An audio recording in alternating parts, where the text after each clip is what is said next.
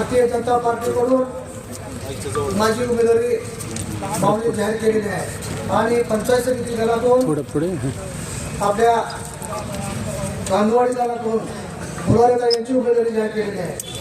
मी जास्त काय बोलणार नाही. मला माऊलीने सांगितलं एकच गोष्ट फक्त होता तर मी भागात असणारे रस्ते वीज पाणी या प्रश्नासाठी भाऊच्या मार्गदर्शनाखाली निश्चितपणे प्रयत्न करेन आणि या भागाला निश्चितपणे न्याय मिळवून देण्याचं काम करेन.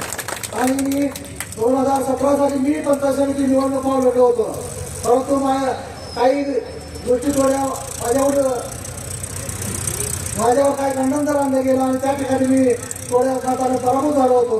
पण यावेळेस मी तांदूळकरांना कळकळीची विनंती करतो की मी आपल्या एक छोट्याशा शेतकरी कुटुंबातून एक भाऊच्या मार्गदर्शनाखाली जिल्हा परिषदेसाठी उभा राहिलेला आहे. तरी यावेळेस मला निश्चितच तांदूळकर निश्चित स्वीकारतील या सरकार आहे.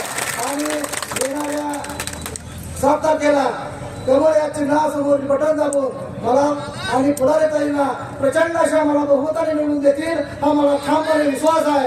एवढे या ठिकाणी मी बोलतो आणि माझ्या भविष्यात संपवतो. जय हिंद, जय महाराष्ट्र.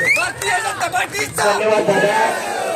नक्कीच तांदूळकर आपल्या पाठीशी उभे राहतील आणि लीड ही देतील. चंद्रकांत दादा तुम आगे बढ़ो. चंद्रकांत दादा तुम आगे बढ़ो.